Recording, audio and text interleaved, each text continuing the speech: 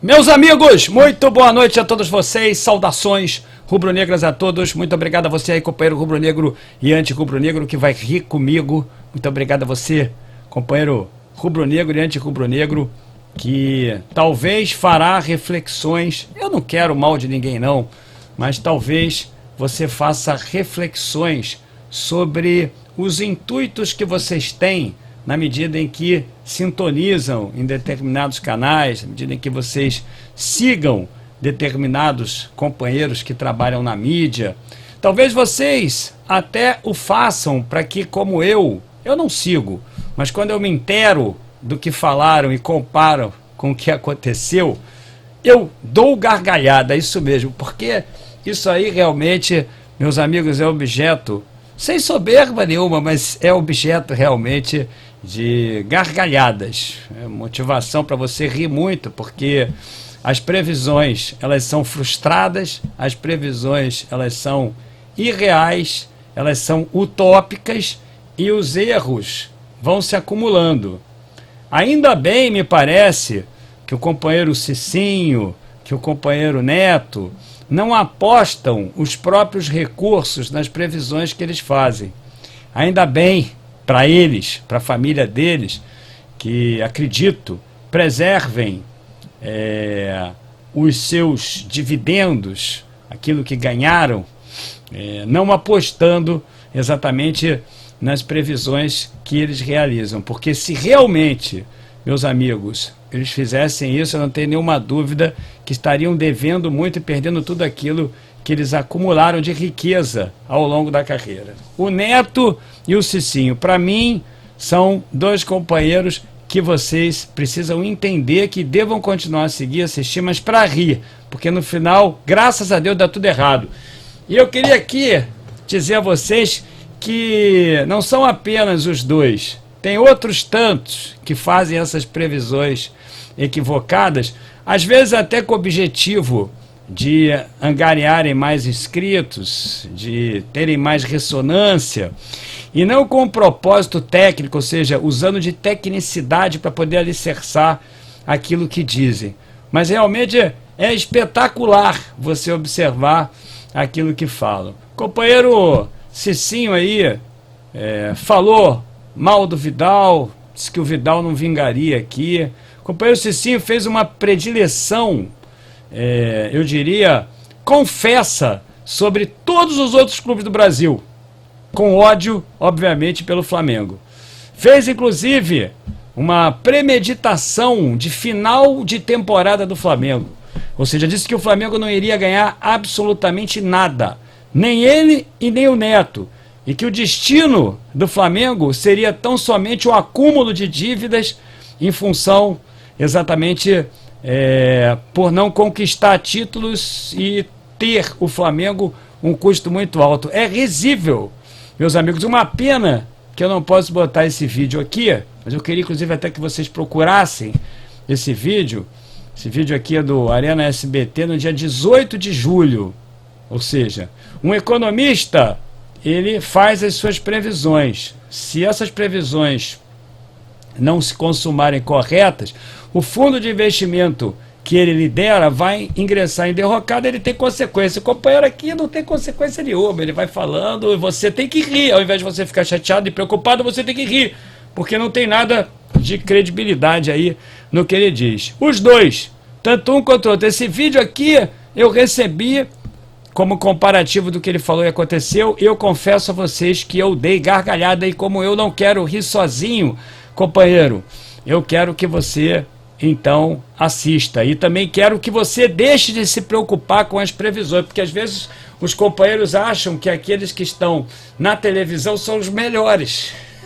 Eles até são os melhores para que nos façam rir. Por aí tem um monte deles aí, incluindo o Sormani, o próprio Benja, enfim, são companheiros realmente que precisam nos fazer muito rir. Cicinho, por exemplo, fez essa previsão, assim como o Neto, e o Flamengo conquistou a Copa do Brasil e a Libertadores da América. E sobre a previsão, meus amigos, de caos financeiro e de derrocada, eu tenho para te mostrar aqui o seguinte, olha lá, Flamengo alcança 834 milhões em receitas e deve superar a marca de 1 bilhão com títulos das Copas, ou seja, ninguém vai gerar isso aqui no Brasil.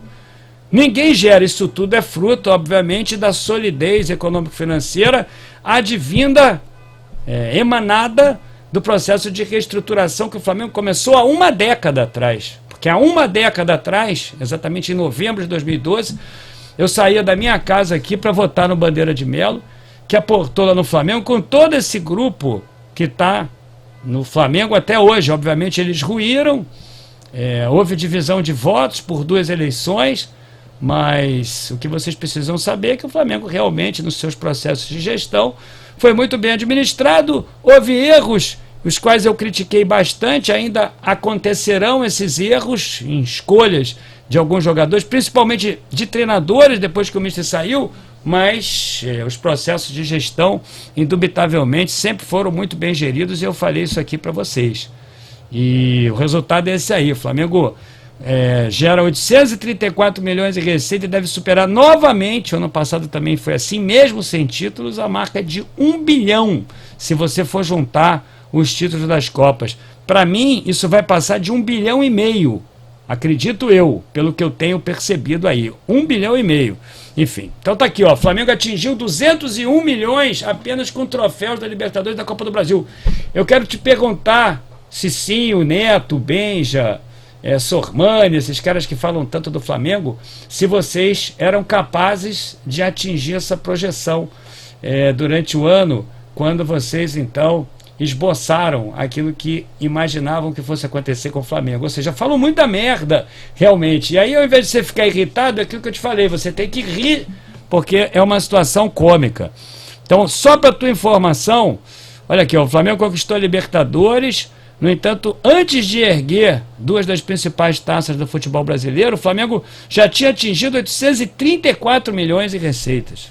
Dessa forma, com os títulos, o Flamengo vai ultrapassar fácil a marca de 1 bilhão de reais no ano de 2022, por conseguinte, incomensuravelmente mais forte no ano que vem, para que nós conquistemos mais títulos e geremos uma receita ainda maior. Basta que o Flamengo resolva o problema do treinador. O Flamengo tem que resolver o problema do seu treinador. Tem que saber se vai ficar com o Dorival e se por acaso o Dorival for para a seleção, porque a única hipótese do Dorival sair é essa, do Dorival substituir o Tite na seleção.